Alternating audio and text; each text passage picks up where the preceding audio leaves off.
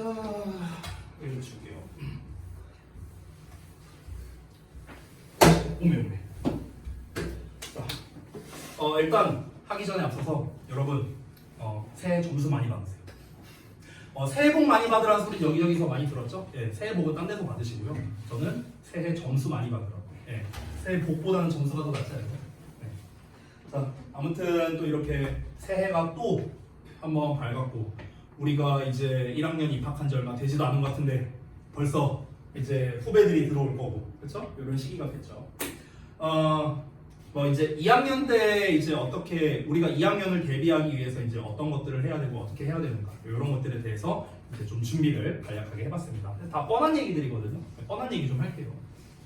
자, 제가 크게 이제 세 가지로 정리를 했는데 첫 번째는 준칙 및 전달 사항이고요. 두 번째는 커리큘럼, 그리고 세 번째는 제가 하고 싶은 얘기. 이렇게 세 가지로 정리를 했습니다. 첫 번째, 자, 숙제 부분입니다. 제가 지난 내신 대비 때부터 정말 강조를 많이 했던 얘기가 있습니다. 바로 뭐냐면요, 이번 겨울방학이 중요하다였습니다. 그에 대한 근거로서 제가 뭐 이런저런 얘기를 했는데요. 잠깐 미리 좀 얘기하고 갈게요. 지난 1학기 때부터 다니셨던 분들은 제가 이런 얘기를 한 적을 아마 들어본 적이 있을 겁니다. 제가 기본 스펙이라는 표현을 썼거든요. 기본 스펙. 자, 요거를 좀 잠깐 말씀드릴게요. 기본 스펙이 뭐냐면요, 제가 예를 들어서 기본 스펙을 50에서 70이라고 해볼게요. 그러면 내가 내신 때 정말 열심히 공부를 해. 그러면 내가 받을 수 있는 최대 점수는 70점이다 이 뜻이에요. 70점 이상은요 못 받아요. 못 받아. 내신 때 암만 열심히 해도 이 점수 이상은 못 받습니다. 그게 기본 스펙이거든요. 그럼 우리가 내신 대비 때 내가 공부를 이번에는 제대로 안 했어. 그럼 이제 최저 점수가 50점이라는 거예요. 됐냐? 이게 기본 스펙입니다. 즉 기본 스펙이란 무엇이냐면요, 나의 점수 범위라고 생각하면 됩니다. 점수 범위. 이건 당연히 개인마다 다르겠죠. 선생님, 이 기본 스펙을 어떻게 알아요? 뭐 계산법 같은 게 있겠습니까? 내가 만들어낸 말인데. 근데 이제 제가 지금까지 학생들을 지도해 본 결과 얼추 계산하면 비스무리하게 나오는 게 있었어요. 어떻게 계산은 되냐면, 얘네가 4번의 시험을 봤잖아요, 작년에. 그럼 그 4번의 시험을요, 평균 값을 내세요. 그럼 평균이 예를 들어 70이라고 쳐볼게요. 그러면은 이 평균에서 플러스 마이너스 10점 하면 됩니다. 됐어? 이게 보통 기본 스펙인 경우가 많았어요. 됐냐? 이 이하로 잘 안 떨어지고 이 이상으로 못 올라가고. 됐냐? 그러니까 원점수 기준으로 얘기한 거예요. 원점수 기준. 당연히 시험 난이도라든가 뭐 이런 거에 따라 달라지겠지만 보편적으로는 이랬었다라는 겁니다. 자, 그러면은 여러분 이렇게 한번 비유해 보자. 너네가 만약에 기본 스펙 범위가 이 정도라고 한번 가정해 볼게요. 예를 들어서. 그러면은 너네가 내신 한 달 동안 딴 과목 하나도 공부 안 하고 영어만 공부했어. 예를 들어서 영어만 공부했어. 근데 쌤은 영어 공부 1도 안 했어. 하나도 안 했어. 영어 쳐다도 안 봤어. 자, 이 상태로 너네랑 나랑 똑같이 주역고 시험 보러 갑니다. 누가 더 잘 볼까요? 니네가 잘 볼까? 내가 잘 볼까? 당연히 내가 더 잘 보지 않겠냐? 그죠? 나는 내신 때 공부 하나도 안 했는데? 근데 왜 내가 더 잘 봐요? 나는 그동안 해온 게 있잖아요. 그죠? 왜냐? 저는 기본 스펙이 이렇거든요. 나는 공부 하나도 안 하고 탱자탱자 놀아도 95점은 받을 수 있거든요. 됐어? 그 차이가 바로 기본 스펙에서 오는 거예요. 근데 이 기본 스펙은요, 내신 대비할 때는 올리기가 어려워요. 내신 대비 때는 이 기본 스펙의 범위를 넓히기가 어렵다는 겁니다. 기본 스펙의 범위를 올릴 수 있는 거는요, 비내신 기간이에요. 비내신 기간. 근데 얘들아, 작년에 1년 동안 니네가 내신 대비했던 거 한번 생각해봐. 비내신 기간이 되게 짧아요. 사실상 방학밖에 없거든요. 방학 때. 근데 여름방학이라고 해봤자 한 달밖에 안 되고요. 그러면은 우리가 이 비내신 기간, 즉 기본 스펙을 올릴 수 있는 기간은요, 지금밖에 없습니다. 지금. 겨울방학은요, 2달 반이 있거든요. 1월, 2월, 3월 중순까지. 됐어? 우리가 보통 3월 말부터 내신 대비를 하는 경우가 많으니까. 그러니까 2달 반 정도의 시간이 있는 겁니다. 요 기간, 요 2달 반이요, 향후 10달을 결정지을 거예요. 됐어? 이거는 이미 여러분이 작년에 경험을 해봤을 겁니다. 작년 겨울방학 때 탱자탱자 했던 사람들은요, 작년 성적이 잘 안 나왔을 거고요. 작년 겨울방학 때부터 꾸준히 열심히 해온 사람은 성과가 나왔을 겁니다. 과목에 어떤 과목에 치중했느냐의 차이는 있겠지만요. 그니? 자, 그래서 우리는 지금 비내신 기간, 이때 요 기본 스펙을 올려야 됩니다. 자, 그러면 이제 여기서 또 더 뻔한 얘기가 뭡니까? 아, 그러면 결국에는 겨울방학 때 열심히 해라 이 얘기잖아요. 심플하게 말하면. 그럼 열심히 하라는 게 어떻게 열심히 하라는 건데? 이걸 이제 상세하게 얘기하겠죠. 여러분, 열심히라는 게요, 별게 없어요. 저는 열심히를요, 두 가지로 잡습니다. 열심히. 흔히 열심히라고 하면은요, 학생들이 뭐라고 생각하냐면, 시간 투자를 많이 하는 걸로 생각을 많이 하거든요. 제가 말하는 열심히랑은 좀 기준이 달라요. 저는 시간을 많이 때워라 이게 열심히가 아닙니다. 제가 말하는 기준은 두 가지입니다. 첫 번째, 성실하게 하라는 거고요. 두 번째는요, 좀 쉬운 표현으로 그냥 쓸게요. 선택과 집중을 하라는 겁니다. 됐습니까? 더 쉽게 말하면요, 대충 하지 말라는 거예요. 됐어요? 제가 말하는 열심히의 기준은 이거예요. 그러니까 시간 투자를 무조건 많이 한다고 해서 성과가 나오는 게 아닙니다. 예를 들어서 만약에 내가 수학을 공부하는데 수학을 내가 잘 못해. 그래서 수학을 하루에 16시간 공부한다고 쳐볼게요. 그럼 수학 실력이 늘까요? 아니요. 아닙니다. 내가 16시간 동안 더하기, 빼기, 곱하기, 나누기만 해. 수학 실력이 어떻게 늘어요? 말이 안 되잖아. 그렇죠? 그러니까 우리가 그 시간을 단순히 투자한다가 중요한 게 아니라 그 시간을 투자해서 뭘 어떻게 하느냐가 훨씬 더 중요하다는 겁니다. 특히 고2 때는. 그 자세한 내용은 뒤에서 말을 해줄게요. 자, 그럼 다시 한번 우리가 지금 제가 이렇게 쭉 밑밥을 많이 깔았는데 정리하자면요. 겨울방학 때 열심히 해야 되는데 그 열심히의 시작이 뭐냐면요. 성실성이라는 겁니다. 성실성. 됐어? 그래서 제가 1번부터 써놓은 내용이 뭐냐면요. 전부 다 성실성에 대한 이야기만 쓴 거예요. 숙제 열심히 해라. 너무 당연한 얘기 아닙니까? 그렇죠? 숙제는요, 여러분의 결석 여부랑 상관없습니다. 선생님 제가 지난 시간에 결석을 했어요. 의미 없어요. 왜? 어차피 나는 숙제를 사진 찍어서 보내주잖아. 단톡방에다가. 그렇죠? 그렇기 때문에 그거 보고 해오시면 됩니다. 알겠죠? 여러분의 결석 여부랑 상관없어요. 다만 이런 건 있겠죠. 내가 결석을 했는데 숙제를 어떻게 하는지 잘 모르겠어. 방법을 모르겠어. 그럼 나한테 질문할 수 있겠죠. 이건 잘못이 아니에요. 이건 잘못이 아니야. 그러니까 질문해갖고 선생님 제가 숙제를 하려고 하는데 뭐 어떻게 해야 되는지 이 부분 선생님이 이렇게 써놓은 부분이 뭐 하는 건지 잘 모르겠어요. 이럴 수 있잖아. 그럼 질문해야죠. 그런 거. 됐어? 근데 중요한 건 뭐다? 숙제를 안 했는데 이제 와갖고 숙제 검사를 하고 내가 딱 하는데 너 왜 숙제 안 했냐? 저 있는지 몰라서. 또는 저 지난주에 결석해서. 이러는 순간 기분이라는 거예요. 알았어요? 두 번째 갑니다. 자, 지각 결석에 대한 거. 역시나 성실성에 대한 거죠. 지각하지 마세요, 여러분. 지각할 일 없잖아요. 지금 방학인데, 그렇잖아. 뭐 학교 행사나 이런 거 없잖아, 세미나. 그렇죠? 예, 지각하지 마세요. 결석 정말 웬만하면 하지 마세요. 정당한 사유까지는 내가 봐줄게요. 그럼 정당한 사유가 뭐냐? 제가 인정하는 정당한 사유는요, 딱 두 개입니다. 두 개. 첫 번째, 학교 생기부에 들어가는 학교 활동. 근데 방학 때는 해당 사항 없죠. 넘기고요. 두 번째, 병결입니다. 아픈 거. 근데 아픈 게 어느 정도냐? 기준을 말해줄게요. 응급실에 실려갈 정도? 뭐 요 정도. 네. 아니면은 내가 격리해야 되는 상황. 근데 격리해야 되는 상황에서도 숙제는 할 수 있지 않나? 숙제는 할 수 있죠? 아까 말했다시피. 그래서 숙제는 예외가 없어요. 근데 지각 결석은 예를 들어 내가 격리해야 돼. 뭐 예를 들어서 내가 뭐 코로나에 걸렸다거나 뭐 독감 걸렸다거나 이런 거야. 이런 건 어쩔 수 없잖아. 그렇죠? 이런 건 어쩔 수 없는데 근데 어쨌든간 그런 이제 특정한 특별한 사유를 제외하고는요. 되도록이면 결석하지 마세요. 알겠죠? 본인들 손에 있는 거. 본인들 손에. 참고로 우리 이제 두 은서는 이제 1년 동안 저를 봤잖아요. 그렇잖아. 특히 1학기 때 저를 한번 생각해 보세요. 작년 1학기 두 분은 잘 아실 테니까 나머지 분들은 1학기 때 모습을 잘 모릅니다. 자, 1학기 때 다 상상 끝났어? 그 웃음의 의미는 뭐야 이 자식아? 그 작년 1학기 때랑 올해 2학년을 지도하는 입장에서는요, 저는 스탠스가 많이 다를 겁니다. 그러니까 예전 같았으면은 숙제 안 해오거나 지각하거나 결석하거나 하면은요, 아마 어떻게 될지 대충 상상이 가시죠. 근데 지금은 제가 2학년이 된 시점에서는요, 막 크게 뭐라 할 생각이 없어요. 저는 이렇게 할 겁니다. 예를 들어서 숙제 안 해왔어? 왜 안 해왔어? 제가 뭐 게을러서 안 했습니다. 뭐 까먹고 안 했습니다. 어쩌고 뭐 얘기하겠죠? 그러면은 그래 뭐 안 해올 수도 있지. 대학 안 가면 되지 뭐. 그냥 저는 이 정도로 얘기할 거예요. 네. 혼내고 뭐하고 이제는 저는 그럴 단계는 아니라고 생각합니다. 이게 너무 심하게 반복되면 제가 뭐 얘기를 할 수는 있겠지만 근데 이제는 여러분이 좀 챙겨야 하지 않을까요? 고등학교 2학년인데 그죠?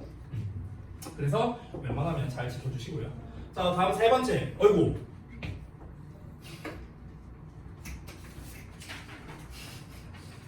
네.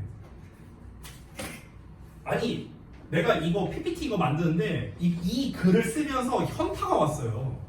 아니 고2 애들인데 내가 책 잘 챙겨와 이런 걸 써야 되나? 라고 생각을 했는데 네 써야 되네요. 예, 여러분 스프링노트 교재 잘 챙기시기 바랍니다. 네, 뭐 이거는 제가 더 얘기하지 않을게요. 여러분 뭐 각서도 쓰셨으니까 넘어갈게요. 네 번째. 여러분이 학원을 다니는 본질적인 이유라고 생각을 합니다. 예, 질문하거나 요청하거나. 이게 내가 누구라고 얘기는 안 하겠는데 어떤 분께서 저한테 이제 그런 얘기를 했어요. 저한테 뭔가를 부탁을 하거나 질문을 하거나 했어야 되는데 그러지 않은 경우가 있었어. 그러지 않고 자기가 이제 독단적으로 뭔가를 결정을 해. 그럼 내가 물어보죠. 왜 나한테 질문하거나 요청을 안 했냐? 물어보니까 이제 그 친구가 하는 말이 뭐였냐면 내가 무서워서 말을 못했대요. 그런 얘기를 하더라고요. 그래서 여러분 제가 질문이나 요청에 대해서는 뭐라고 하지 않습니다. 여러분 오해하지 않으셨으면 좋겠어요. 여러분이 학원을 다니는 이유는 뭐냐면요. 봐봐. 여러분 학원과 인강의 가장 큰 차이가 뭔지 알아요? 가장 큰 차이가 뭔지 알아요? 저는 학습에는요 두 가지가 있다고 생각해요. T와 C가 있다고 생각해요. T는 티칭이고요. C는 코칭이에요. 됐어? 근데 인강에서는 얘를 채워줄 수 있습니다. 아주 높은 퀄리티로요. 근데 얘가 채워지진 않아요. 코칭이. 그럼 여러분이 학원을 다니는 이유는 뭐냐면요. 티칭과 코칭을 둘 다 챙기기 위해서 그런 거거든요. 두 가지를 다. 근데 이제 티칭이라는 거는 그냥 와서 수업을 여러분이 열심히 잘 듣는 거겠죠. 내가 열심히 잘 가르쳐주고 자료 준비하고 뭐 이런 것들이겠죠. 코칭이라는 거는 뭐겠습니까? 여러분이 정말로 수업을 잘 듣고 있는지 제대로 이해한 건지를 중간중간에 점검하고 시험 보고 뭐 이런 것들 중간중간에 나랑 상담도 한 번씩 하고 뭐 이런 것들이 이제 코칭의 영역이겠죠. 이거는 사실 인강에서는 할 수 없는 내용들이잖아. 맞죠? 그러니까 여러분이 학원을 다니는 이유는 결국 이 두 가지 때문이라고 생각을 합니다. 근데 이거를 스스로 여러분이 버리는 거죠. 질문과 요청을 안 한다면. 그럴 거면은 학원 다니는 의미가 저는 없다고 생각을 해요. 그러니까 여러분께서 사실 사소한 것도 좋아요. 그리고 이렇게 수업 시간에 얘기하기가 좀 힘들 수도 있어요. 이해합니다. 그래서 수업 시간 전후로 또는 뭐 카톡이나 이런 걸로 뭐든 좋으니까. 근데 문자는 되도록이면 생략해 주셨으면 좋겠어요. 제가 문자는 잘 못 보거든요. 그래서 카톡이나 아니 하물며 차라리 DM으로 물어보셔도 돼요. 괜찮으니까 그렇게 좀 질문을 해주시면 되겠습니다. 요청도 마찬가지고요. 자, 그 다음에 이제 수업 태도에 대한 건데 저는 새삼스럽게 여러분의 수업 태도에 대해서 지적할 게 없어요. 다들 열심히 하시니까. 다만 조는 것만 조는 것만. 저기 우리 여기 범인들이 몇 분 있어요. 이게 자주 조는 인간들. 뭐 내가 누구라고 얘기는 안 하는데 뭐 아무튼 몇몇 분이 있거든요. 네네. 방금 저랑 눈 마주친 몇몇 분들 계시죠. 자, 아무튼간 졸리면요 제발 좀 부탁인데요. 뒤로 나가서 서서라도 들으세요. 본인들 손해입니다. 본인들 손해예요. 그러니까 나한테 손 들고 선생님 저 뒤로 나가서 들어도 될까요? 이런 얘기 할 필요 없어요. 그냥 내가 졸려 쓱 일어나서 그냥 뒤로 나가세요. 아무 말 안 할게요. 아무 말 안 할게요. 알았죠? 맨 뒤에 앉아 계신 분들은요 그냥 뒤에서 서시면 되겠고요. 여기 이렇게 앞쪽에 이 벽 앞에 벽 쪽에 앉으신 분들이 있죠. 예를 들면 지금 우리 은서나 아니면 세빈이 여기 앉으신 분들은요 그냥 서서 들으셔도 됩니다. 어차피 내가 필기를 이쯤에 하니까 시야를 안 가리고요. 그리고 세빈이가 시야를 가릴 정도의 키가 아니에요. 그러니까 걱정 안 하셔도 됩니다. 됐죠? 은성이는 뒤에 나가야겠네요. 예. 자, 아무튼 그렇고요. 자, 여러분 여기 아래다가 써놓은 멘트가 있죠? 여러분이 졸고 있을 때 딴 놈들은 공부합니다. 상대평가잖아요? 그죠? 이번에 좀 약간 다른 얘기인데 좀 충격받은 거. 지금 아직 성적표 안 보낸 분들이 많은데 성적표 보내라니? 어쨌든 다시 그 성적표를 이렇게 지금 받고 있잖아요. 이번 영어 시험 90점 받았는데 3등급이더라고요. 그 평균 다 나오잖아. 2학기 중간고사, 기말고사, 수행평가 이거 합산 나오잖아요. 성적표에. 그 합산이 90점인 애가 있었거든요. 근데 3등급이더라고요. 충격받았어요. 그거. 야 90점인데 시험 난이도가 그렇게 어려웠는데 90점인데 3등급이구나. 와 이거 미쳤다. 이 생각이 들더라고요. 여러분 90점이면 엄청 잘한 거 아니에요? 엄청 잘한 거잖아. 근데 3등급이야. 3등급으로는 대학을 못 가요. 그러니까 지금 너무 빡세요. 지금 너무 빡세다고요. 내신 등급을 받는 게. 근데 제가 거의 진리처럼 생각하는 것 중에 하나가 뭐냐면요. 제 편견일 수도 있어요. 근데 제가 십수년간 강사를 해보면서 느낀 점인데요. 뭐냐면 기존에 공부를 잘하는 친구가 있습니다. 그리고 비교적 잘 못하는 친구가 있어요. 그러면은 이 친구가 잘하고 못하고의 차이는 여러 가지가 있겠지만 뭐 머리의 차이일 수도 있고 그 전까지 어떻게 해왔냐의 차이일 수도 있겠죠. 근데 여기서 더 큰 문제가 있어요. 뭐냐면요. 얘네가요 심지어 더 열심히 해요. 이게 문제예요. 얘네가 더 열심히 해요. 그러니까 열심히로 따져도 얘네가 더 열심히 하는 거예요. 그러니까 얘네는요 따라잡지를 못해요. 이게 문제야. 이게 절대평가면 상관이 없거든. 근데 상대평가잖아요.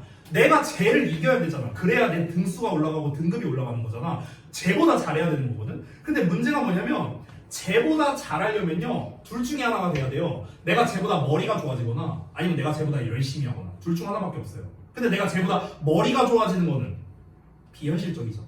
그죠? 그럼 남는 거 뭐밖에 없어요? 내가 쟤보다 열심히 할 수밖에 없어요. 이거밖에 없어요. 그래서 여러분이 안 하고 있을 때, 여러분이 졸고 있을 때 누군가는 하고 있다는 거. 이거를 명심하시기 바랍니다. 반드시. 6번째입니다. 자, 그 학원 다니면서 지켜야 할 기본들이라고 써놓은 게 있는데 첫 번째는요. 제가 못하는 것 같다가 일단 저는 뭐라 한 적은 없습니다. 혹시 여기 앉아 계신 분 중에서 내가 여러분께 너 왜 이것도 못해? 왜 이것도 똑바로 못해? 혹시 제가 이런 얘기 한 거 들어보신 분 계십니까? 없을 겁니다. 저는 그런 얘기를 한 적이 없거든요. 네. 못할 수도 있죠. 잘 모를 수도 있죠. 그러니까 학원을 다니는 거잖아. 그렇죠? 모르고 못하는 거에 대해서는 저는 1도 뭐라 할 생각이 없습니다. 근데 안 하는 건 얘기가 다르죠. 이건 얘기가 다르죠. 안 하는 거는 제가 뭐라고 할 거예요. 알았죠? 자, 당장 내가 부족한 것 같더라도요. 그냥 열심히 하면 돼요. 아까 열심히의 기준 2개 써줬죠? 성실하게 그리고 똑똑하게 공부해야 되고요. 그 다음에 두 번째, 뭐 윗사람에 대한 기본적인 예의는 잘 지키자. 이 멘트를 왜 써놨냐면요. 그러니까 여기 계신 분들은 뭐 크게 문제될 분은 없을 거예요. 근데 이제 이걸 왜 써놨냐면 좀 오래전인데 5년 전쯤이거든요. 대충 5년 전쯤인데 그때 그 대화고 다니던 한 남학생이 있었어요. 굉장히 예의 바르던 친구였거든요. 저한테 막 90도로 인사하고 막 뭐 단아가로 표현하고 나 군대인 줄 알았어. 근데 이제 그랬던 친구가 있었는데 이 친구가 그 저기 A잡실이랑 1강의실 저기 사이 있죠. 그쯤에서요. 그 지금 우리 데스크에 계신 실장님 있죠. 실장님한테 좀 속된 말로 개기고 있는 모습을 내가 포착을 한 거예요. 나 상상도 못했거든요. 굉장히 예의 바른 친구인데 나한테 그 모습을 나한테 걸렸어요. 그래서 내가 좀 놀래갖고 이제 가갖고 너 미쳤냐 이러면서 갔죠. 그래서 어떻게 처리를 했는가 그날부로 잘랐습니다. 제가 바로 어떠한 후속 조치 없이. 그러니까 이거는 저는 좀 기본적인 거라고 생각을 합니다. 그러니까 여기에 계신 AT들을 비롯해서 이제 저기 실장님 그리고 저를 비롯한 여러 선생님들 다 이제 어쨌든간 기본적으로는 여러분보다는 윗사람이잖아요. 손윗사람이잖아. 그러니까 그에 대한 기본적인 예의는 좀 지켜줘야겠죠. 반대의 경우도 마찬가지예요. 여러분한테 일방적으로 예의를 지키라고 말하지 않습니다. 반대의 경우도 마찬가지야. 우리 AT들, 선생님들, 실장님들도 여러분에게 어느 정도 최소한의 예의는 지켜야겠죠. 그렇죠? 서로 우리가 그 정도의 예의는 지키지 않는 겁니다. 알겠죠? 자, 그래서 1번부터 6번까지 제가 쭉 썼는데요. 뭐가 가지수가 많잖아요. 근데 사실 잘 따지고 보면은요. 그냥 별거 없어요. 뭡니까? 야, 우리 숙제 잘하고 지각 결석하지 말고 책 잘 챙겨오고 수업 열심히 듣자 이거예요. 그냥 정리하자면 이겁니다. 사실 어느 학원 다니나 다 당연한 얘기들 아닌가요? 그렇죠? 기본적인 거 성실함을 잘 지켜달라 이겁니다. 자, 두 번째 내용 갈게요. 커리큘럼에 대한 내용인데 이 얘기를 하기 전에 앞서서 여러분 독해 교재를 좀 나눠드릴게요. 어우 무겁다. 둘, 넷, 여섯. 자, 뒤로 좀. 하나, 둘, 셋, 넷, 다섯. 자, 여기.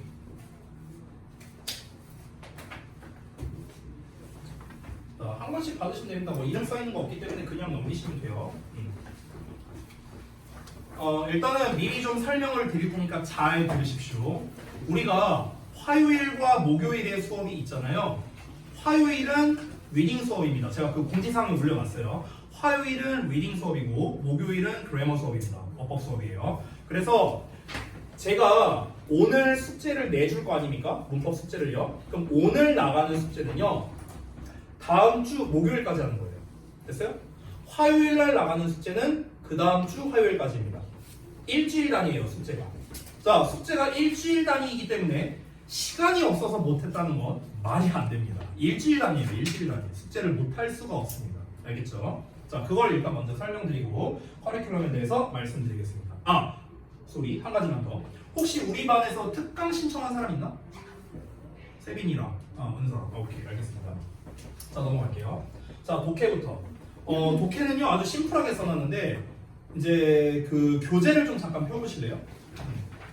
교재를 펴보시면요 3페이지가 한 세트예요. 이 독후감 2.0 브랜치라는 교재가 3페이지가 한 세트입니다. 첫 페이지에는 어떻게 나와 있냐면 이렇게 생각하면 됩니다. 첫 페이지는요 수능 및 모의고사를 대비하기 위한 용도다 이렇게 생각하면 됩니다. 그래서 그 어떤 이제 모의고사 문제, 모의고사 형태의 문제와 글 구조 분석, 선지 분석 이런 내용이 나와 있고요.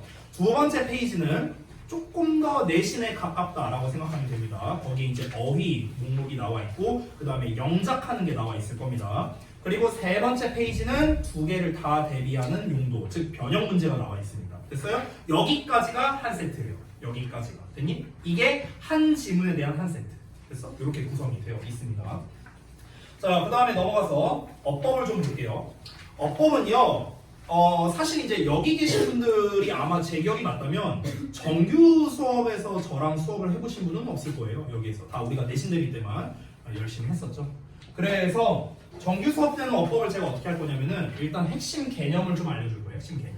그러니까 내신 대비 때는 제가 어법을 어떻게 했습니까? 어법 문제 풀이법을 기준으로 많이 설명을 했어요. 그렇죠? 근데 사실은 여러분이 제대로 된 어법 개념을 잘 모르는 분들이 너무나도 많았어요. 그래서 핵심적인 개념을 위주로 설명할 겁니다. 그러니까 핵심 개념이 뭐냐면요. 우리 왜 중등부 때 그런 거 배우죠? 무슨 뭐 투고정사의 원융법 이런 거 배우잖아. 다 필요 없어요. 그런 거 필요 없고요. 그래서 이거를 알아야만 독해에서 이렇게 써먹을 수 있어. 이걸 알아야만 니네가 영작에서 이렇게 써먹을 수 있어. 이걸 알아야만 니네가 이런 어법 문제를 풀 수 있어. 실질적인 거. 됐어? 이런 것들을 위주로 핵심적인 것만 설명을 해드리겠습니다. 그리고 두 번째로는요, 방금 말했던 거에서 연장선인데, 독해를 위한 어법이 있습니다. 그러니까 우리가 어법을 배우는 목적은 뭐냐면요, 어법 문제 잘 풀자고 어법을 배우는 게 아니에요. 그게 아니고요, 해석을 올바르게 하기 위해서 어법을 배우는 것도 있습니다. 그렇기 때문에 지금 내가 배우고 있는 이 어법이 문법 잘 풀자고 배우는 거냐, 아니면 독해를 잘하자고 배우는 거냐, 아니면 영작을 잘하자고 배우는 거냐, 이게 카테고리가 다 있을 거 아니에요. 그런 것들도 수업 시간에 다 정리해서 말씀드리도록 하겠습니다. 알겠죠? 자, 그리고 마지막 세 번째입니다. 약점 클리닉인데 지난 여름방학 때 이제 해보신 분이 아마 일부분 계실 겁니다. 우리 두 은서는 아마 해보신 걸로 기억하는데요. 1월 15일 다다음 주입니다. 다다음 주부터 개별 약점 클리닉을 실시할 예정입니다. 이 부분에 대해서 이번 주 토요일 날에 저랑 팀장들을 제가 소집을 해갖고 이제 좀 상세한 논의를 할 거예요. 이 개별 약점 클리닉이 뭐냐면 예를 들면 이런 거야. 모르시는 분이 많으니까. 예를 들어서 어휘 클리닉, 영작 클리닉, 문법 클리닉, 이렇게 있다고 쳐볼게요. 그럼 클리닉 교재를 일단 우리가 이제 제작을 할 겁니다. 제작을 해서 예를 들어서 이런 거야. 예를 들어서 내가 상희는 문법 클리닉 하자, 그 다음에 지민이는 영작 클리닉 하자, 세빈이는 어휘 클리닉 하자, 이렇게 제가 일단 임의로 정할 겁니다. 이 임의로 정하는 게 마구잡이로 정하는 건 아니고요. 일단 제가 판단을 해서, 제 나름대로 판단을 해서 얘는 이걸 해야 될 것 같아. 얘는 얘가 더 중요해. 얘는 이게 더 중요해. 이걸 내가 판단해서 지정을 할 겁니다. 그래서 스케줄표를 내가 다 만들 거예요. 스케줄표. 그 스케줄표가 있는데요. 지난 여름방학 때 이렇게 있거든요. 그 샘플을 좀 보여드릴게요. 잠시만요.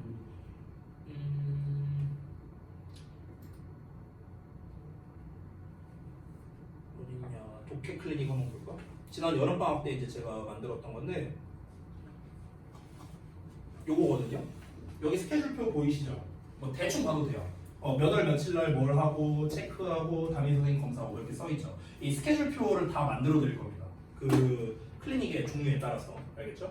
그래서 저 스케줄에 맞춰서 여러분이 하시면 되는 겁니다. 개별마다 이제 좀 다르게 줄 거예요. 이거는요.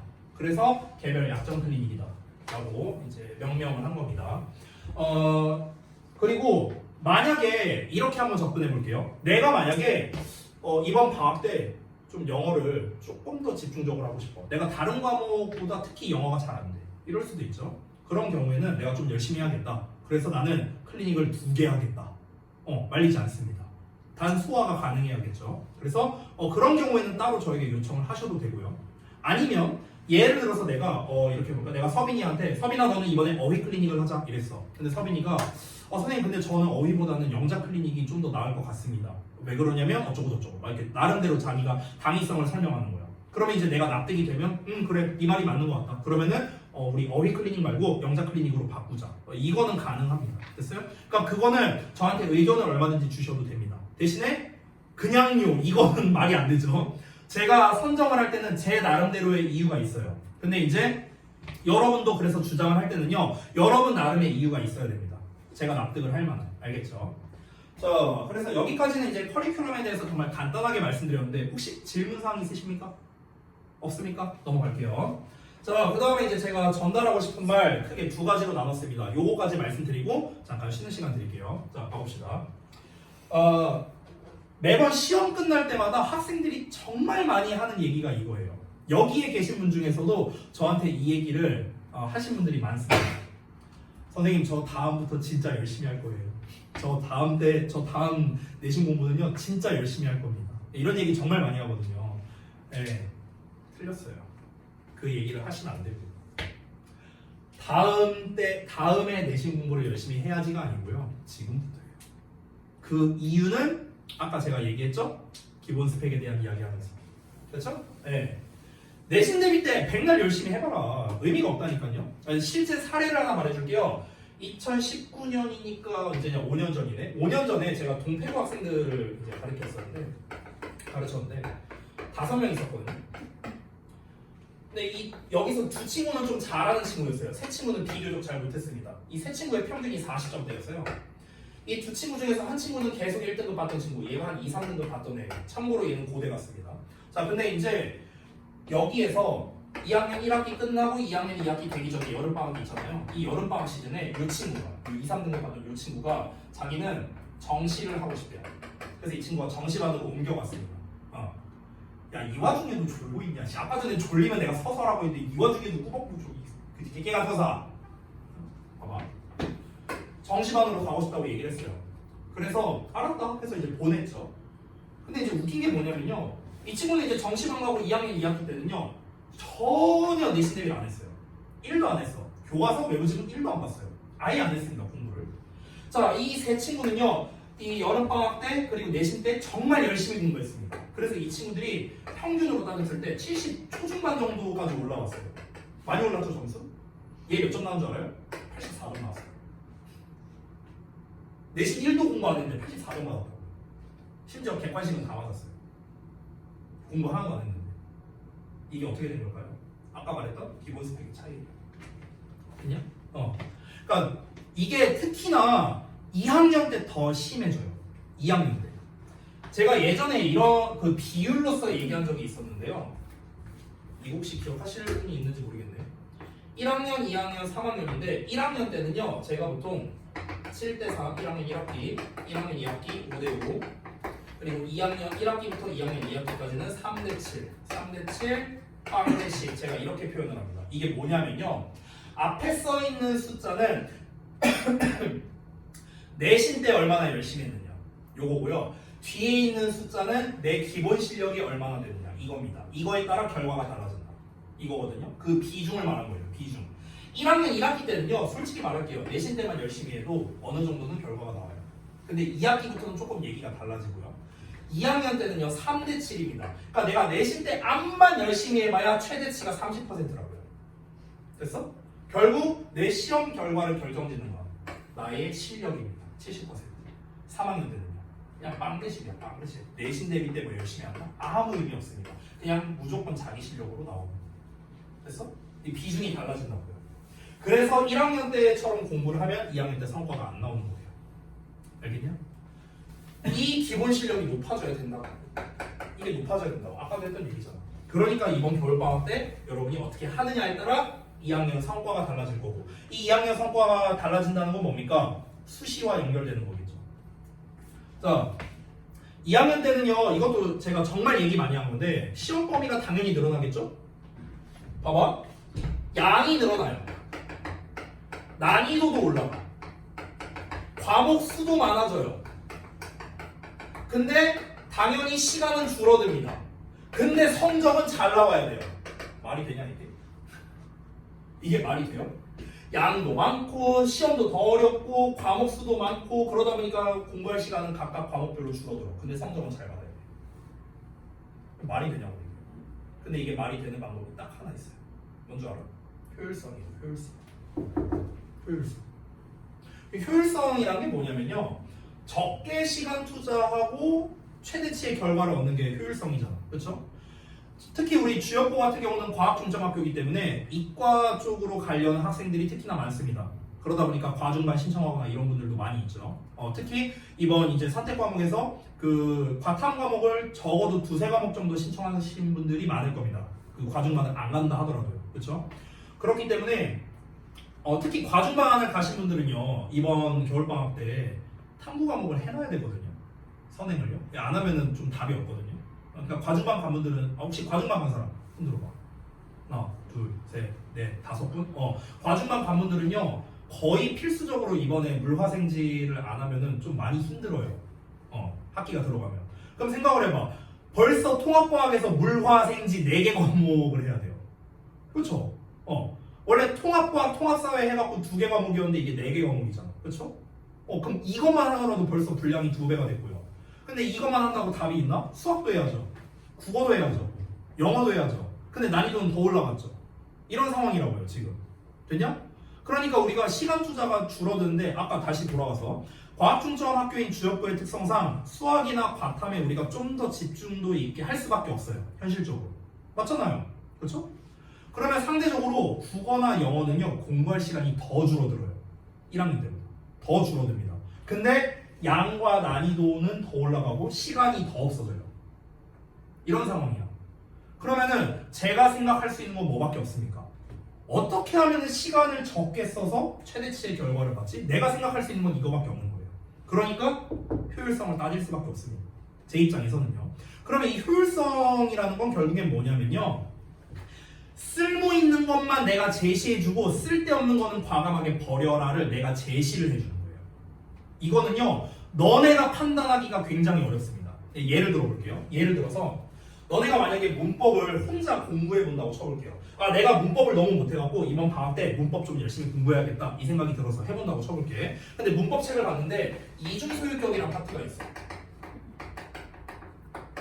이 파트가 있어. 그럼 내가 질문할게. 이 이중소유격의 중요도가 별 1개부터 별 5개라고 치면요, 이 중요도가 어떻게 될까요?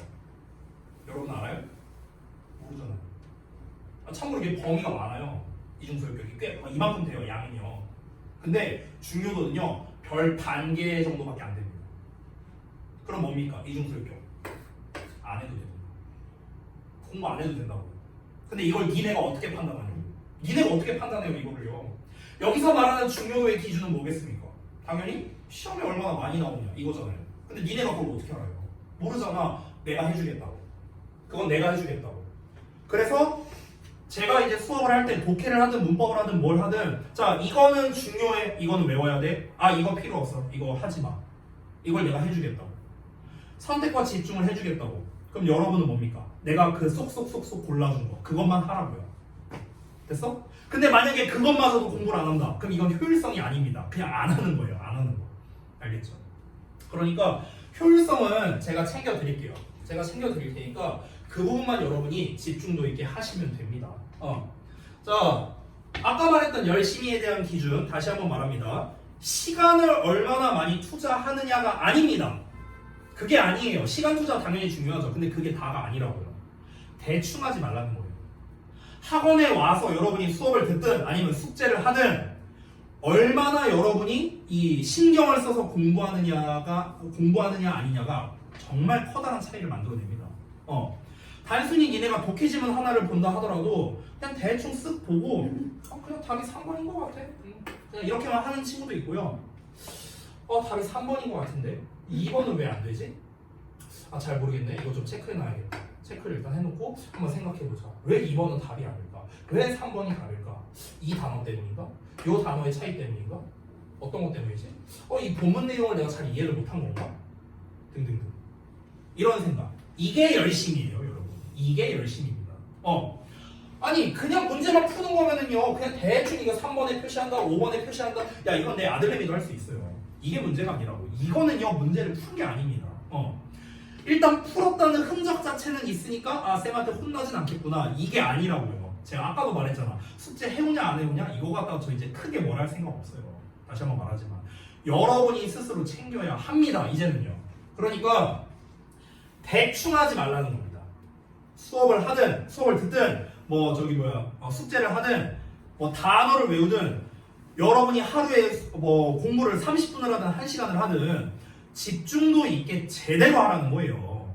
시간만 쏟으면 뭐합니까? 아무 의미 없어요. 아까 말했잖아. 14시간 동안 더하기 빼기 해봤자 무슨 의미가 있냐. 그래봤자 어차피 우리 수학 등급 안 오릅니다. 똑같아요. 제대로 하는 게 더 중요하다고요. 아시겠죠? 자, 두 번째.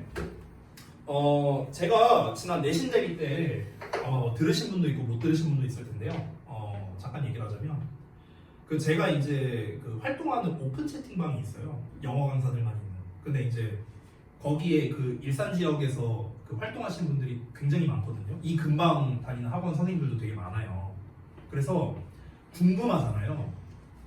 정모가 있었거든요. 이제 내가 나갔었어요. 이제 내가 정모를 나간 목적은 뭐냐면 두 가지였습니다. 첫 번째, 일단은 여기 일산 지역에 있는 다른 영어 강사들과의 어느 정도 친분을 쌓아놓으면 좋지 않을까? 여러 가지 정보도 얻을 수 있지 않을까? 이게 첫 번째 목적. 두 번째 목적은 뭐였냐면 정말 좋은 선생님이 있다면 내가 가서 좀 배워야겠다. 이거였는데 일단 이 두 가지 목적은 전부 다 이루지 못했습니다. 왜냐면요. 이게 사람이 대화를 해보면 대충 보이잖아. 이 사람이 어느 정도이구나. 이게 보이잖아요. 그렇잖아. 근데 정말 냉정히 말해서 제가 만났던 일산 지역에 있는 후곡이 됐든 백마가 됐든 선생님들 중에서 이 사람한테 꼭 이걸 배워야겠다, 배우고 싶다라고 생각이 드는 사람은 냉정하게 한 명도 없었습니다. 없었어요. 그러니까 이름만 들으면 다 알만한 좀 유명한 학원들이 있잖아요. 여기도 나름대로. 거기에 있는 분들도 이렇게 만나 뵀는데 솔직히 말하면 저는 배울 점이 없었어요. 반대의 경우는 오히려 있었어요. 반대의 경우. 저보다 한 8, 9살 정도 어린 영어 강사분이셨는데 여기 후곡에서 이제 근무를 하시는 분이에요. 근데 이제 저한테 이제 그때 정모 때 만나갖고 제 개인톡 아이디를 받아갔어요.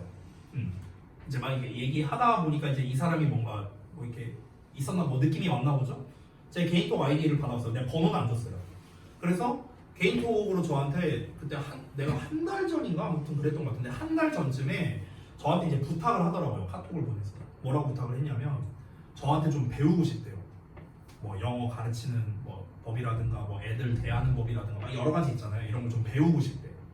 그래서 이제 처음에는 내가 좀 나중에 기회 되면요 이러면서 어물쩡하고 넘겼는데 찐으로 배우고 싶었나 봐요. 이분 입장에서는 2주 전쯤에 한 번 더 연락이 왔거든요. 그래서 제가 정중하게 거절했습니다. 네.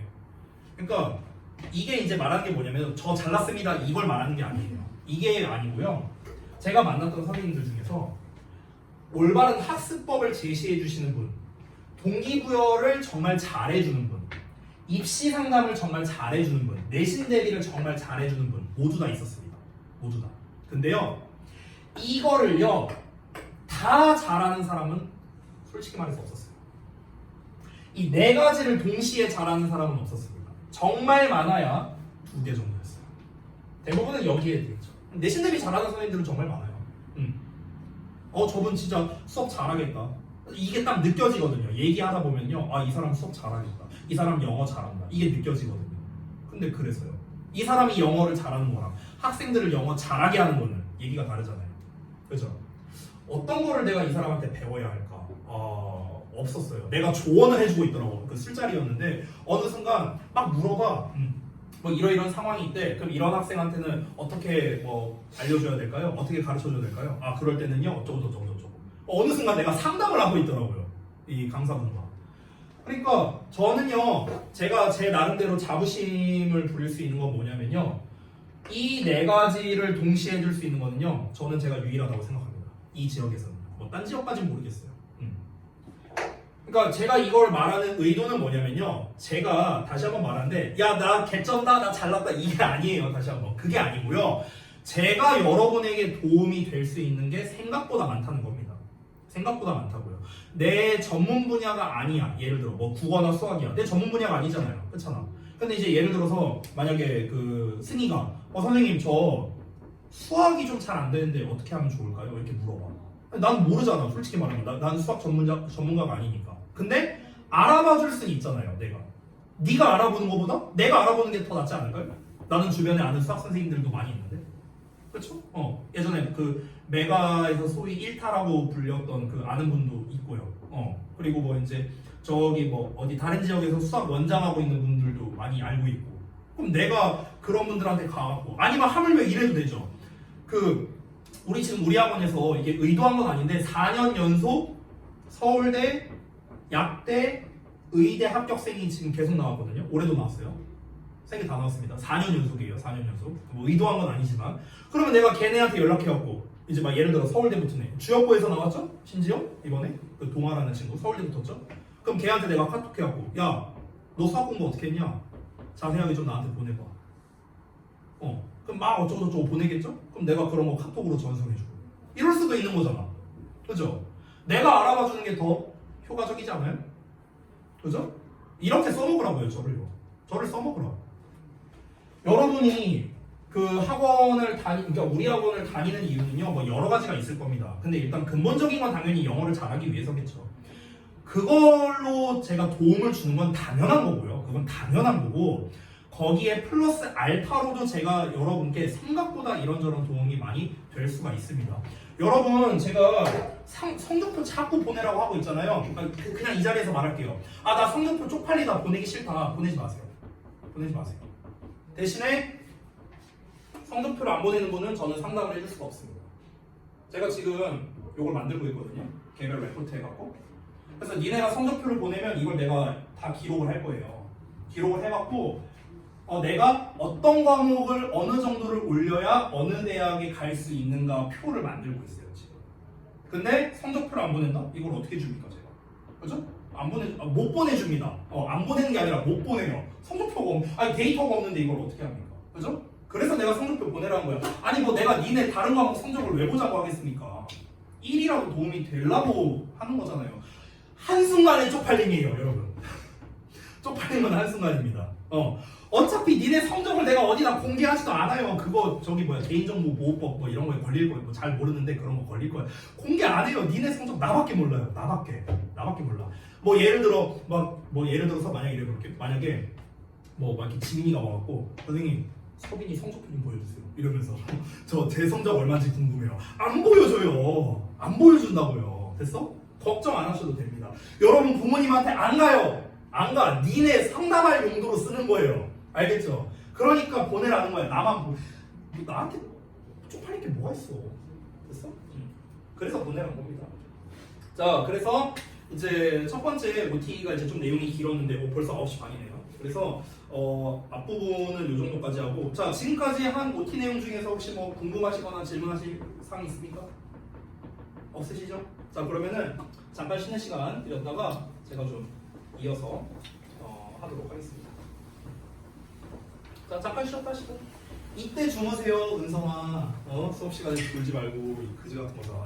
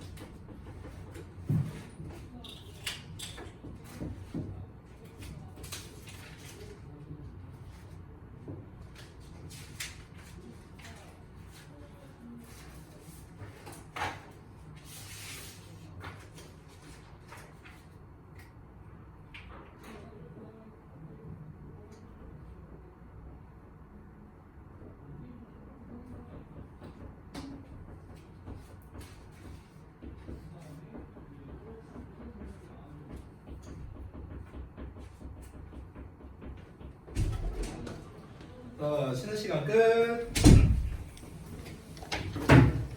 자, 폰 집어넣으시고.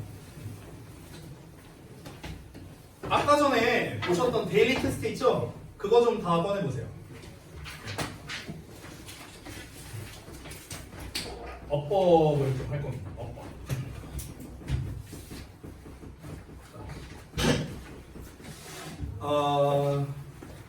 준비됐어요? 해도 돼? 은성아 했어? 빨개졌다 여기.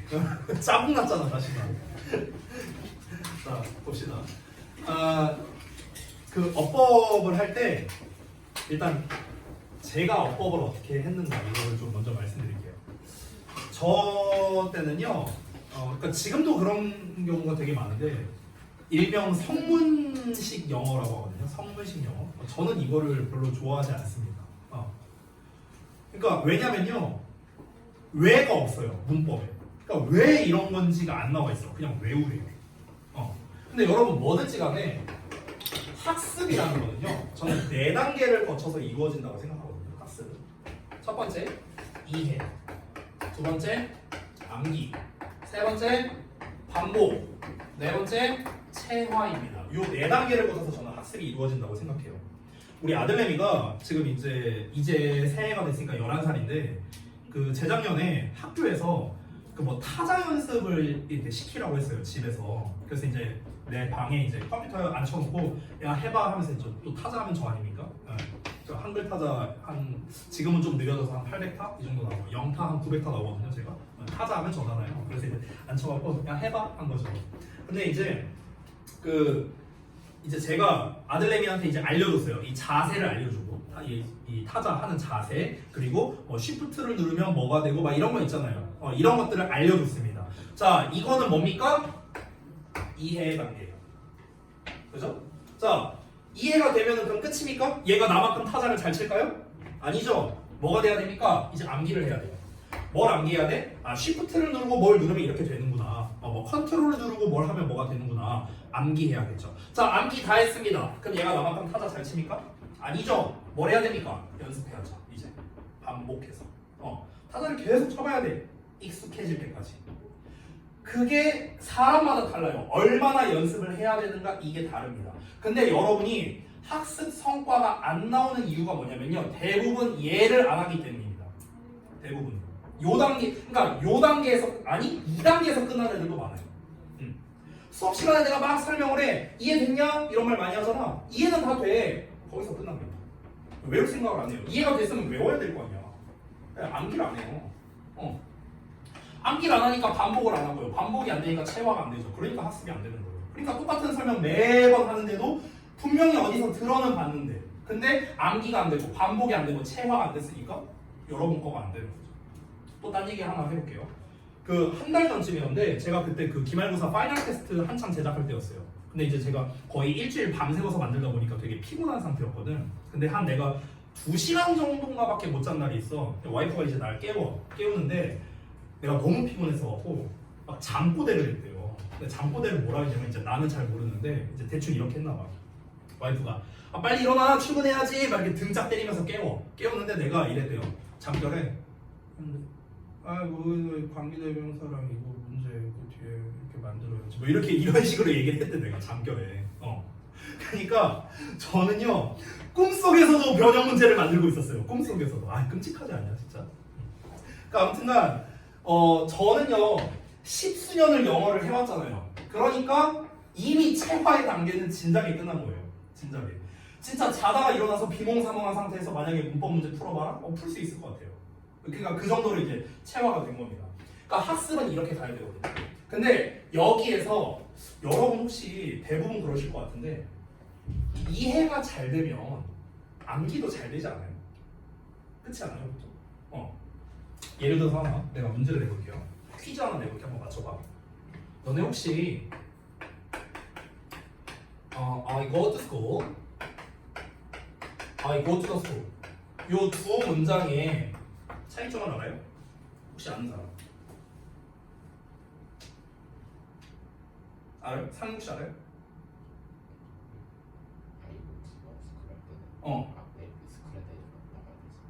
뭐라고요? 더 스쿨이니까. 앞에 문장에서 나왔어야 되지 않나요? 죄송해요. 무슨 말인지 잘 이해를 못했어요, 제가. 요 두 개 혹시 차이점 알아요? 일단 더가 있냐 없냐 차이죠. 두 개를 봤어요. 특정한 얘는 특정한 거, 얘는 불특정한 거. 아 그래요? 불특정한 학교를 가요, 여러분? 그럼 오늘은 지역고 가고 내일은 대진고 가고 다음 날은 중산고 갑니까? 그건 아니겠죠? 차이점을 말해줄게요. 이게 그 문법 책에 이렇게 나와 있어요. 설명에 뭐라고 나와 있냐면 위에 거는 원래 목적으로 간다, 아래 거는 다른 목적으로 간다 이렇게 나와 있거든요. 즉 무슨 말이냐면 위에 거는요 나는 학교에 공부하러 가 이런 뜻이고요, 아래 거는요 나는 학교라는 데 그냥 가. 근데 공부를 할 수도 있고 뭐 급식 먹으러 갈 수도 있고 친구 만나러 갈 수도 있고 목적이 다르다는 거예요. 됐냐? 이렇게 설명이 나와 있습니다. 그럼 설명 나와 있으면 우리는 어떻게 해야 됩니까? 이제 외워야죠. 그렇죠? 근데 암기가 잘 안 돼요. 왜냐면요 고등학생 때 제가 궁금했던 건 뭐냐면 이거였습니다. 아니 얘는 원래 목적으로 학교를 간대, 얘는 다른 목적으로 학교를 간대. 근데 차이가 더가 있냐 없냐야. 왜? 왜 더가 있으면 다른 목적으로 가는 거고 왜 더가 없으면 원래 목적으로 가는 건데 왜? 이건 안 나와 있어요. 이건 문법책에 안 나와 있어. 그냥 닥치고 외우래. 그러니까 내가 잘 안 외워지는 거야. 근데 만약에 이 이유를 안다면 그럼 좀 더 잘 외워지지 않을까요? 그죠? 내가 또 하나 퀴즈 내볼게. 한번 맞춰보세요. 캔의 과거형이 뭐예요? 어려운 문제인가? 캔의 과거형이 뭐야? 푸드. 자, will의 과거형이 뭐죠? would죠. 오케이, 좋아요. 자, 그럼 이제 문제 나갑니다. must는 과거형이 뭘까요? 내가 어제 이렇게 문제를 냈거든요. 한 학생이 이렇게 대답하더라고. had to요. 이렇게 말하더라고요. had to는 have to의 과거죠. must의 과거가 아니죠. must의 과거형이 뭘까요? 영민아 뭘 것 같아? 승희 뭘 것 같아? 맞았어요. 없어요. 맞아. 어떻게 알았어? 없어요. must는 과거형이 없어요. 그럼 질문할게요. 왜? must는 왜 과거형이 없어? 다 과거형이 있거든? may의 과거형 might, shall의 과거형 should 다 있잖아. 근데 왜 얘는 과거형이 없어? 내가 궁금했던 게 이런 거라. 학생 때. 그래서 이런 거를 대학생 때 하나씩 알아봤어요. 그때 알게 됐어요. 저도요. 그전에는 그냥 외웠지. 그냥 없구나. 암기하자. 이렇게 했지 그냥 닥치고 외운 거예요. 닥치고. 그러니까 암기가 잘 안 됐던 거죠. 자, 이런 부분들. 자, 마지막 하나만 더 문제 내볼게요. 여러분 중학교 3학년 때 뭐 배우냐면요 가정법 배우거든요. 가정법. 그럼 가정법 과거라고 해볼게요. 가정법 과거하면 오늘 그 데일리에도 아까 내가 냈었죠. 그럼 가정법 과거가 if 주어 동사의 과거형을 쓰고 주어 조동사의 과거형의 동사 원형을 쓴다. 이렇게 나와 있습니다. 그렇죠? 이거는 뭐 우리가 마치 수학 공식 마냥 이렇게 외우는 것들이죠. 자, 근데 어떤 문법 책을 보더라도 가정법 과거에 대해서 뭐라고 설명 나와 있는 줄 알아요? 모든 문법 책에 나와 있는데 아마 여러분 들어본 적 있을 겁니다. 현재 사실의 반대이다. 이런 멘트가 꼭 써 있어요. 들어봤냐? 현재 사실의 반대이다. 그럼 질문할게요. 가정법 과거잖아요. 근데 왜 현재 사실의 반대예요? 과거라며. 근데 왜 현재 사실의 반대야? 왜? 안 나와 있어요. 이런 게 안 나와 있다. 됐냐? 이런 것들을 알려드릴 거예요. 저는요. 그러니까 제가 하고자 하는 역할은 뭐냐면요. 일단은 최대한 여러분께 어떤 개념 설명을 할 때 우선 이해를 좀 쉽게 할 수 있도록 노력을 할게요. 왜? 그래야 암기가 잘 될 테니까. 내가 대신 외워줄 수는 없잖아요. 그렇잖아. 외우는 건 여러분의 몫이니까. 그러려면은 제가 할 수 있는 역할은 뭘까요? 잘 외우게끔 도와주는 역할을 제가 할 수밖에 없는 거죠. 그래서 그 부분은 제가 도와드릴게요. 요 나머지는요. 이거는 여러분이 하셔야 되는 영역입니다. 그럼 이제 그 과정에서 저는 이제 점검을 해야겠죠. 암기를 제대로 했나? 반복을 하고 있나? 체화가 됐는가? 이거는 제가 점검하는 거겠죠. 직접 하는 건 여러분들이고요. 직접 하는 거. 됐죠? 자, 그래서 어퍼 오리엔테이션 한번 해보도록 하겠습니다. 자, 어법 OT를 다는 할 수가 없어요. 지금 시간 관계상. 그래서 최대한 중점적인 거 몇 개만 한번 해보겠습니다. 자, 첫 번째부터 어법 학습의 목적을 먼저 좀 말할게요. 우리가 어법을 왜 배우는 건가? 어법 문제 잘 풀자고 배우는 게 아닙니다. 그거는 아주 극히 일부분에 해당하는 거고요. 어법을 배우는 목적은 뭐냐면요. 해석 잘하려고 배우는 거예요. 해석 잘하려고. 됐어요? 우리가 그 미국 사람이 아니잖아요. 그렇기 때문에 우리는 그 자연스럽게 영어를 구사하는 사람들이 아닙니다. 그래서 우리는 그 문법적인 구조나 해석법을 알아야만 우리가 올바르게 해석을 할 수가 있어요. 그게 자연스럽게 구문독해로 넘어가고 구문독해가 되면서 독해가 되는 거예요. 근데 우리가 시작 지점, 해석을 하기 위한 최소한의 필요한 문법들이 있습니다. 그것도 모르는데 어떻게 해석을 하겠냐고요. 그렇죠? 그러니까 우리는 해석을 올바르게 하기 위한 도구로서의 어법을 배우는 것이다. 당연히 제가 어법 문제 잘 푸는 법도 알려드릴 겁니다. 알겠죠? 자, 그러면은 이제 제가 언어의 차이라고 써놓은 게 있는데 이게 뭔지 좀 보여줄게요. 자, 잠깐. 여러분, 언어라는 거는요, 결국엔 뭐냐면요, 문화의 가시적인 결정체라고 볼 수가 있어요. 언어라는 거. 왜냐면 국가마다 지역마다 문화가 다 다르죠. 그러면 그 문화를 가장 잘 반영하는 게 뭐냐면 그게 바로 언어예요. 문화를 가장 잘 반영하는 거. 그러면 우리가 결국에는 진정한 의미로서 이 언어를 제대로 익히려면요, 그 나라의 문화를 알아야 돼요. 근데 우리가 영어 배운답시고 그 나라의 문화까지 다 알 수는 없잖아요. 그렇죠? 그래서 제가 중간중간에 몇 가지만 이렇게 알려드리도록 할게요. 자, 일단 언어의 차이. 자, 그 수많은 언어적 차이가 있을 텐데, 문화적 차이가 있을 텐데, 제가 딱 한 개만 준비해 왔습니다. 한번 볼까요? 자, 질문입니다.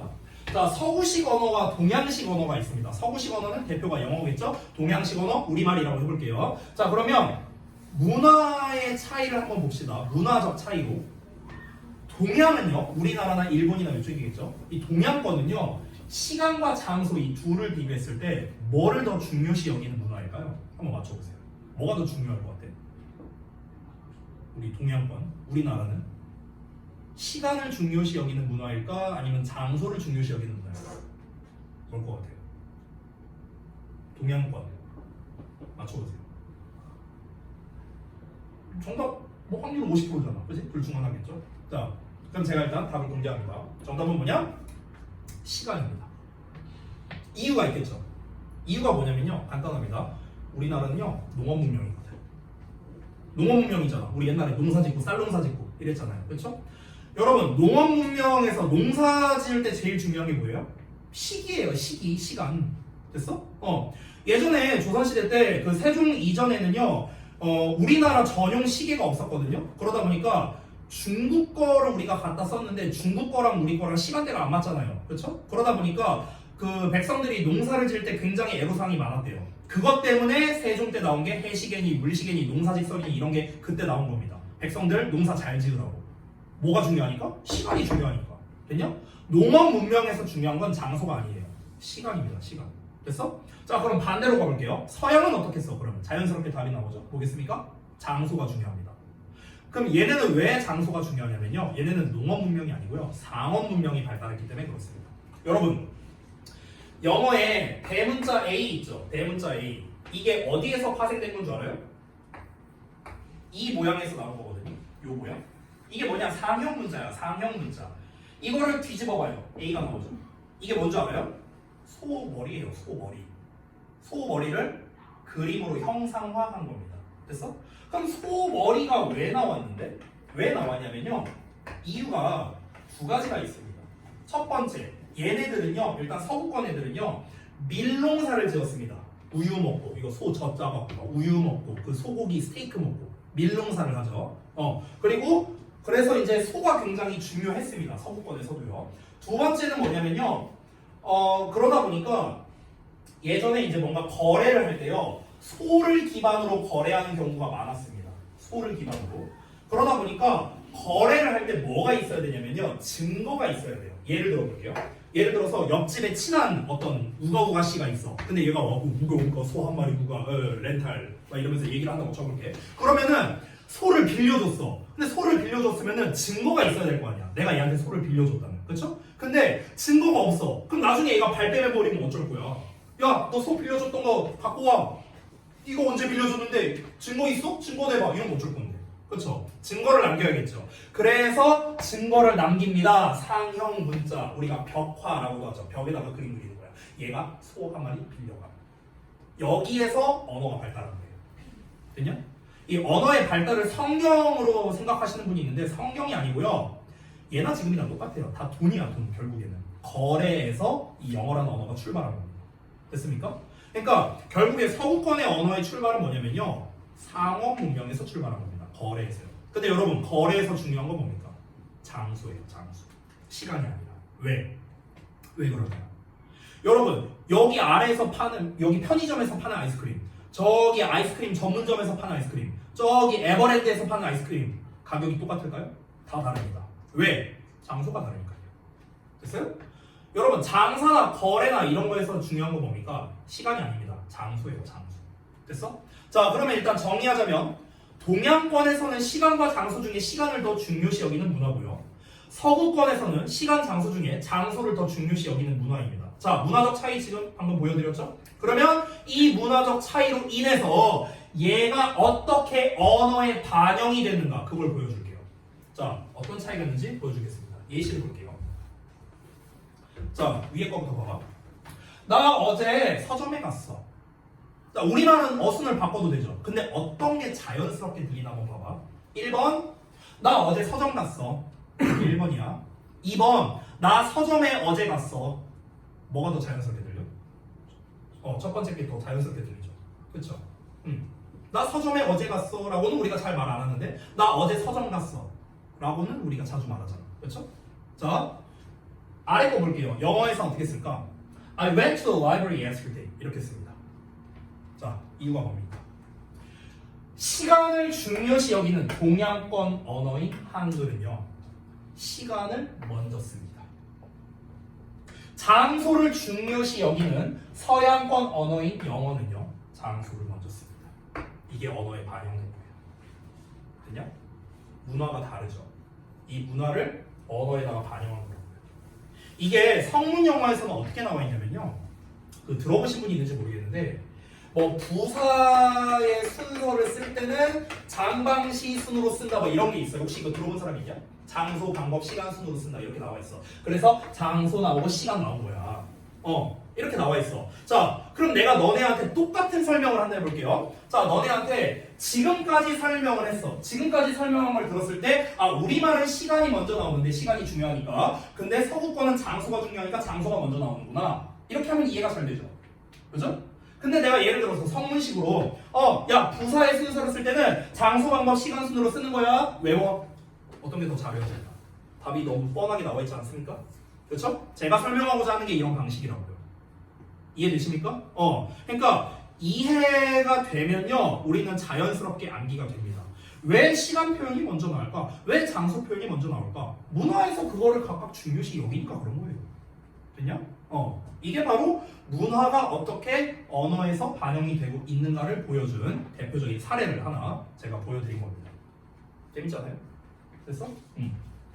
자, 그래서 이런 식으로 이제 제가 뭐 모든 거를 다 이제 문화와 이제 연결해서 뭐 설명드릴 수는 없겠죠. 그거에는 좀 한계가 있으니까.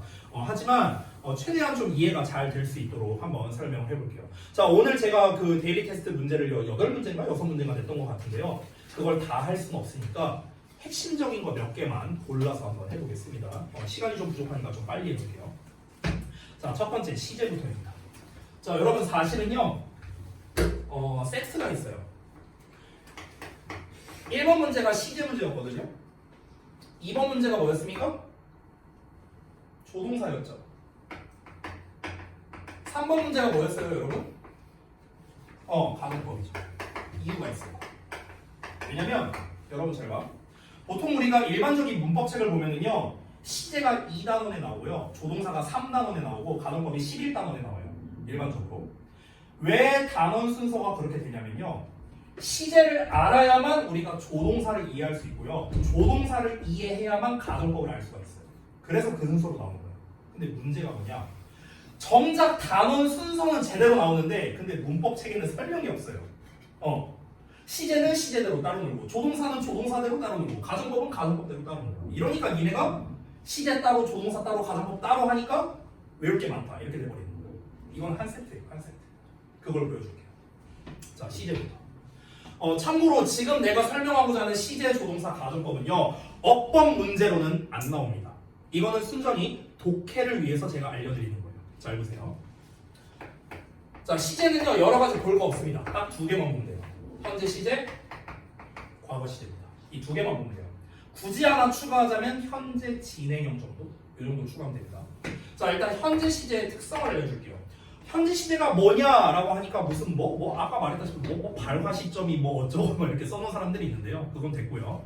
자 현재 시점은요, 현재 시제는요 지금이 아닙니다. 지금이 아니에요. 현재 시제는 지금이 아닙니다. 지금은 현재 진행이에요. 알겠죠? 현재 시제는 언제냐면요 평상시예요. 평상시. 평상시에 벌어지는 일이기 때문에 얘는요 변화가 없습니다. 평상시에 벌어지는 일이잖아. 그렇죠? 웬만하면 변화가 없습니다. 변화가 없다라는 뜻은요 굉장히 명백하다라는 거예요. 변화가 없으니까 뚜렷하잖아. 뚜렷하고 명백합니다. 뚜렷하고 명백하고요 굉장히 단호합니다. 현재 시제는.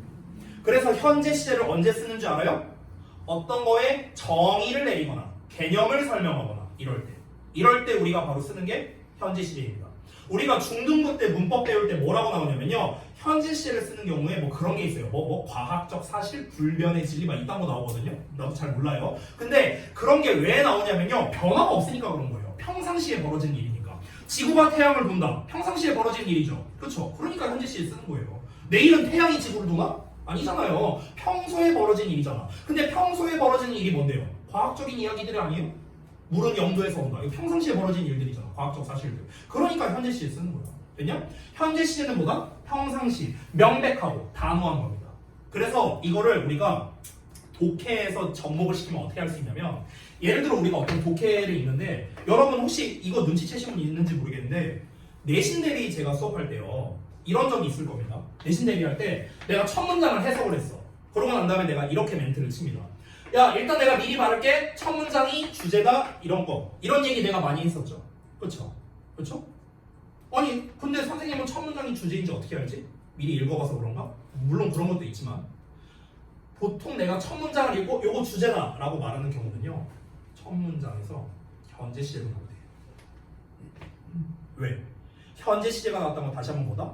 뚜렷하고 명백하게 이거를 전달하겠다. 즉 개념이나 정의를 말하는 거거든. 함축적으로.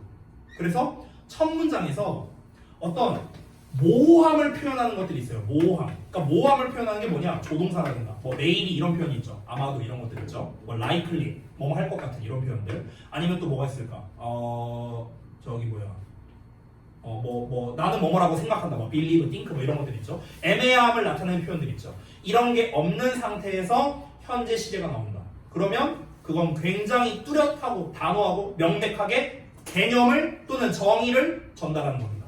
그렇기 때문에 그 글의 주제일 가능성이 높은 거예요. 그래서 저는요 글을 다 읽지 않은 상태에서 첫 문장에서 봤는데 애매한 표현이 없는 상태에서 현재 시제 나왔다? 이거 주제일 가능성이 높겠다. 이걸 바로 캐치하는 겁니다. 됐냐? 이렇게 적용하는 거라고요. 현재 시제는 지금을 나타낸다. 이걸 문법적으로 외우는 게 중요한 게 아니라고요. 현재 시제는요 평상시를 나타내고 변화가 없기 때문에 명백하고 단호함을 나타낸다고. 그러니까 첫 문장에 우리가 글을 읽을 때 첫 문장이 나오면은 이 사람이 굉장히 단호하게 얘기하는구나. 변수가 없구나. 이렇게 우리가 받아들일 줄 알아야 된다고. 이게 독해랑 연결하는 거예요. 이래서 우리가 문법을 배우는 거라고요. 알겠죠? 아니 예를 들어 봐봐. 내가 만약에 한번 질문을 해볼게요. 여기 민채? 민채 맞죠? 민채 혹시 아침에 보통 몇 시에 일어나요? 7시. 방학인데? 일찍 일어나네. 그럼 지금 아침에 7시에 일어난대요. 이게 무슨 시제예요? 이게 현재 시제예요. 왜? 어제도 7시에 일어났고 오늘도 그렇고 내일도 그럴 거니까 변화가 없죠. 그러니까 지금 대답할 때도 7시에 일어날 때도 있고요. 7시 1분 50초에 일어날 때도 있고요. 이런 게 아니잖아요. 그렇죠? 대충 7시 언저리쯤에 평상시에 평균적으로 그렇게 일어난다. 웬만하면 특별한 상황이 없다면 변화가 없다. 이 얘기잖아요. 그렇죠? 변화가 없음을 나타냅니다. 이게 현재 시제입니다. 자, 예시를 볼게요. The quantitative reality is by its very nature difficult, unpredictable, and uncontrollable. 이렇게 나와 있어요. 여기 현재 시제 보이시죠? 그렇죠? 해석해 볼까? 경쟁이 벌어지는 경기장은요 원래 힘들고 예측 불가능하고 통제할 수 없답니다. 자, 이렇게 해석을 했는데 여기서 직독직해하고 끝날 수 있습니다. 근데 이게 만약 첫 문장 나왔다? 이게 주제예요. 왜 그럴까? 경쟁이 벌어지는 경기장은 이러한 특성을 가지고 있다라는 정의를 말하고 있거든요. 됐어요? 경기장이란 이러하다라는 뚜렷함, 그리고 어제도 그렇고 오늘도 그렇고 내일도 그럴 거다, 모두 그러한 특성을 가지고 있다를 전달하는 거라고요. 정의를 전달하는 거라고. 됐냐? 이게 현재 시제입니다. 오케이? 그래서 우리가 현재 시제의 특성을 알아야 되는 거야. 그럼 반대로 과거 시제는 어떨까? 과거 시제는요 희미합니다. 왜냐면 봐봐, 얘들아, 과거 시제 이렇게 한번 말해볼게. 1950년에 6.25 전쟁이 벌어졌어요. 옛날 일이죠. 과거 시제죠. 질문할게요. 여러분 6.25 전쟁이 어떻게 벌어졌는지 알아요? 니네가 눈으로 봤어요? 못 봤잖아. 나도 몰라요. 그러면 과거 시제는요 말 그대로 옛날에 그냥 있었던 일이거든요. 내 눈에는 보이지가 않아요. 내 눈에 보이지 않는 희미하고 뭔가 애매모호한 그런 특성을 가지고 있습니다. 과거 시제. 그래서 과거 시제의 키워드는 뭐냐면요 희미하고요, 모호하고요, 확신이 떨어져요. 됐어? 이게 과거 시제의 특성이야.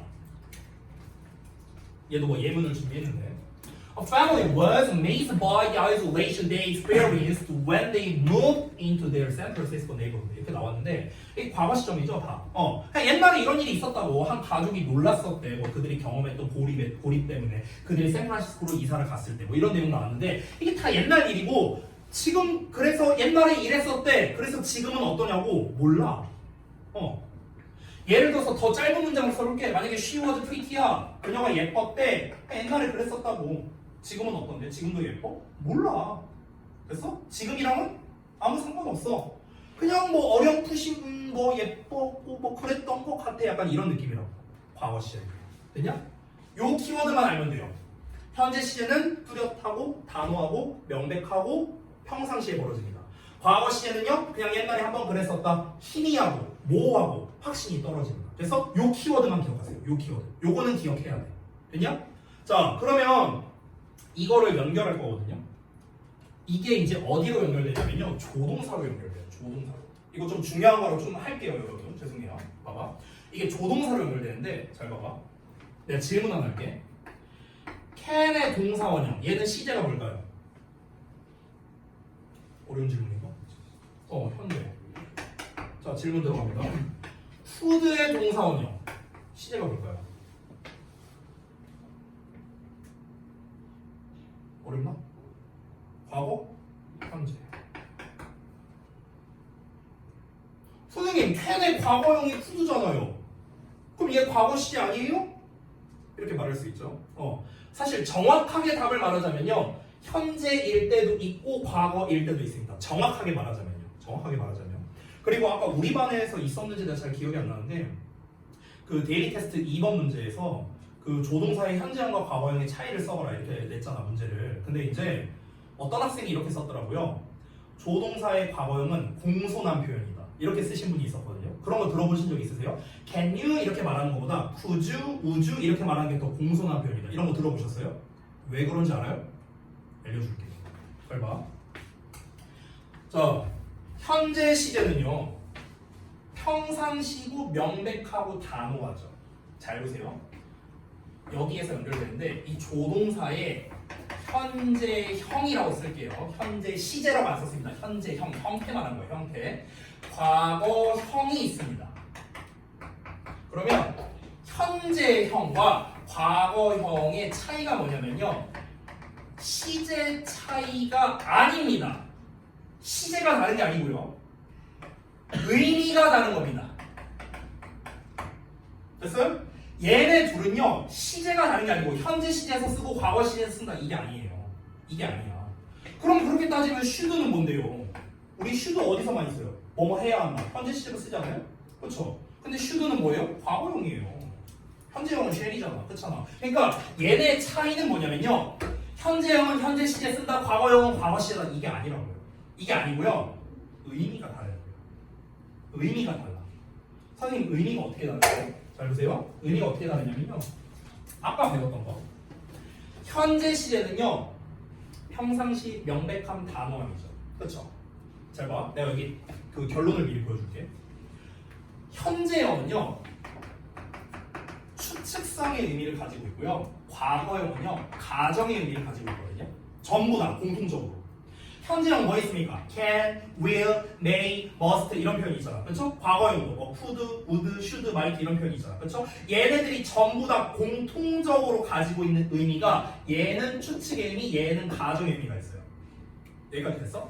근데 여러분 추측이라는 건 뭐냐면요. 추측이라는 거는 한마디로 말하면 가능성이 있는 거예요. 가능성이 있는 거. 근데 가정은요. 가능성이 없는 걸 말하는 거거든요. 그러면은 조동사의 현재형은 왜 추측의 의미를 가지고 있을까? 왜 가능성이 있음을 표현할까? 현재 시제는 명백하니까요. 명백하고 단호하니까요. 현재 시제는 현실적이니까요. 눈에 보이잖아, 현재니까. 근데 과거 시제는 어때요? 눈에 안 보여요. 멀리 있어. 희미하고 애매하거든요. 됐어? 애매하니까 어떻습니까? 벌어질 가능성이 없는 거예요. 됐냐? 이렇게 연결돼요. 얘는 다시 한번 현실적입니다. 얘는 좀 추상적이에요. 이렇게 쓰는 게 더 낫겠다. 현실적 이거보다. 그러니까 현재 시제는요 좀 직설적이야. 직접적이고 얘는 좀 간접적이야. 이렇게 생각하면 돼요. 간접적이라는 건 돌리고 돌려서 말하는 거잖아. 그쵸? 돌려서 말하는 거는 직접적으로 말하는 게 아니까 조금 애매하게 말하는 거죠. 그러니까 애매하다라는 말과 연결되죠. 그렇죠? 얘는 직설적, 직접적으로 말하니까 명백하게 얘기하는 거죠. 그렇죠? 근데 여러분, 니네가 한번 생각해봐. 직접적으로 말할 때랑 간접적으로 말할 때 어떤 게 더 예의 바른 표현일까요? 간접적인 게 더 예의 바른 표현이에요. 예를 들어볼까? 만약에 은성이가 화장실 갔다 왔어. 내가 이렇게 말합니다. 똥 쌌냐? 직접적이죠. 이거랑 어떻게 좀 잘 비웠어? 어떤 게 조금 더 공손한 표현입니까? 간접적인 게 더 공손한 표현이죠. 간접적인 거는요, 모호한 거고요. 모호한 건 과거형이거든. 그래서 조동사의 과거형이 예의 바른 표현이에요. 됐냐? 이유가 다 있는 거라고. 아시겠죠? 자, 여기까지 설명드렸고. 추가로 하나 말씀드리고 싶은 거. 아까 내가 must는 과거형이 없다고 했죠. must는 왜 과거형이 없는 줄 알아요? must는 자 조동사의 현재형이죠? 추측이죠? 얘는 무슨 뜻입니까? 뭐뭐임에 틀림없다 이런 뜻이에요. 뭐뭐임에 틀림없다. 야 틀림없다는요 100% 확신 아닙니까? 100% 확신인데 어떻게 애매해요?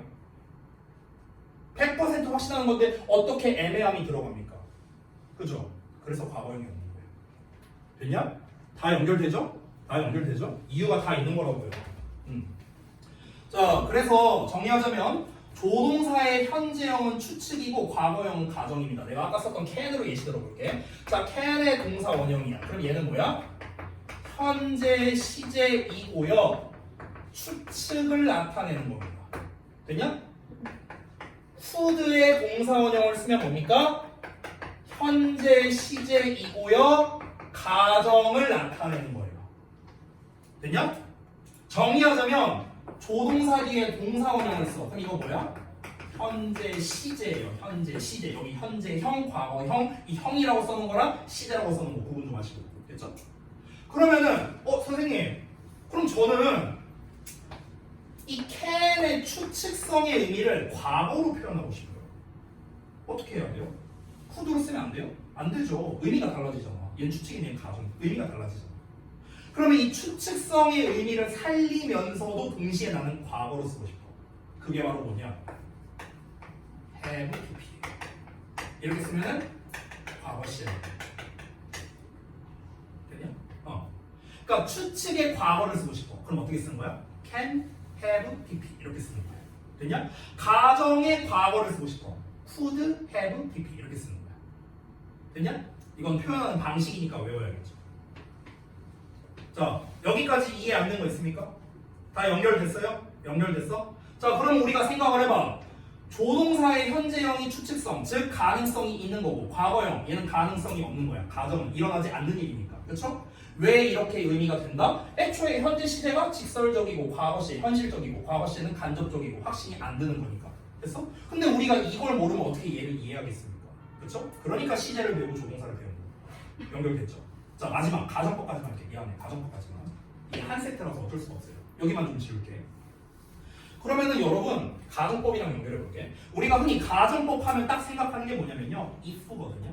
if는 1도 상관없고요. 가정법의 본체는 얘예요. 조동사의 과거형이야. 왜? 조동사의 과거형이 가정의 의미를 갖고 있으니까. 됐냐? 여기에서 나오는 게 가정법이라고 여기 가정법이라고. 됐냐? 아까 전에 설명했던 거 한번 볼게. 잘 봐. 아까 설명했던 게 이제는 이해가 돼야 돼. if 주어 동사의 과거형 나오고 주어 조동사의 과거형의 동사 원형이야. 우리가 이 형태를 뭐라고 불러? 가정법 과거라고 불러. 정확한 명칭은 가정법 과거형이야. 정확하게는 이 형이란 말이 붙어야 돼. 자, 그런데 아까 내가 뭐라고 했죠? 얘는 현재 사실의 반대다 이런 표현을 썼어. 우리 문법책에 나와 있죠. 이제는 우리가 이 이유를 알 수 있습니다. 왜? 봐봐요. 질문할게. 이게 무슨 시제예요? 현재 시제. 지웠구나. 동사 원형 나오면 현재 시제라고 했지. 그렇지. 그래서 얘는 뭐야? 현재 시제. 그래서 현재 사실에 반응. 됐냐? 됐어? 그래서 우리가 이 가정 그럼 선생님 얘를 왜 과거형이라고 불러요? 일단 생긴 건 과거잖아. 과거 형태잖아. 그러니까 우리가 가정법 과거형이라고 부르는 거야. 근데 조동사의 과거의 동사 원형은 뭐라고? 현재 시제라고. 그러니까 현재 사실의 반대라고 나와 있는 거야. 우리가 해석할 때 어떻게 하냐? 가정법. 만약 얘가 뭐뭐 한다면 뭐뭐 할 텐데 해석 어떻게 했어? 현재로 해석. 연결됐어요? 이게 한 세트예요. 여러분이 지금까지 배웠던 문법이랑은 많이 다른 겁니다. 그냥 외우라고 하면 되죠. 편의상. 얘는 이런다, 얘는 저런다. 그냥 암기하라고 하면 되죠. 뭘 알고 암기를 해야 될 거 아닙니까? 그죠? 자, 지금까지 제가 시제, 조동사, 가정법까지 쭉 한 세트로 설명을 드렸습니다. 혹시 좀 잘 이해가 안 됐다 하는 부분 있습니까? 없습니까? 오케이. 이게 하고 싶은 게 더 많은데 시간이 없어갖고 시간이 니네가 풀었던 6번 문제 있죠? 나 어제 머리 잘랐어. 이거 맞춘 사람이 한 명도 없거든요. 맞춘 사람이 한 명도 없어요. 답을 다 I cut my hair yesterday 이렇게 썼을 거 아니야. 다 틀렸거든요. 이것도 내가 비밀을 공개해야 되는데 그래서 정답이 뭔지 공개를 해야 되는데 일단은 시간이 없으니까 다음 시간에 좀 미루도록 하겠습니다. 답지는 드릴게요. 답지. 답은 나와 있어. 답은 나와 있는데 이유는 안 나와 있어. 내가 답만 써놨거든. 이유는 다음 시간에 공개할게요. 자, 답지 드리겠습니다. 원래 자, 여기 원래 5. 그리고 숙제를 좀 내드릴게요. 숙제.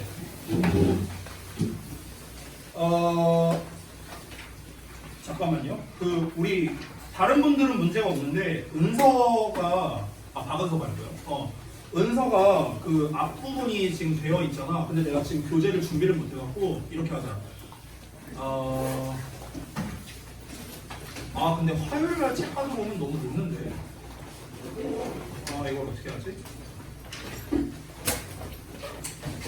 책을 그러면 잠깐만. 미안한데 내일 잠깐 혹시 한번 들릴 수 있어? 그러면은 선생님이 내일 만들어 놓을게. 책을 만들어 놓을 테니까 들려서 가지고만 가. 알겠지? 미안해. 내가 이거 지금 진도 상황이 어느 상황인지 몰라갖고 그랬어요. 그러면 잠깐만 책 좀 배워줘. 이거 표지가 재질이 바뀌었네? 원래 이게 아니었는데? 이렇게 부들부들해졌네. 우리가 이제 여기 진도를 나간 게 아니기 때문에 원래는 법법상의 근거 쓰고 뭐하고 이런 걸 해야 되지만 진도를 안 나갔기 때문에 그 부분은 생략하겠습니다. 그래서 거기 생략하고요. 숙제를 이렇게 드릴게요. 자, 8페이지에서 첫날이니까 숙제 많이 안 드릴게요. 8에서 13쪽까지거든요. 잠깐만요. 페이지 확인했으니까.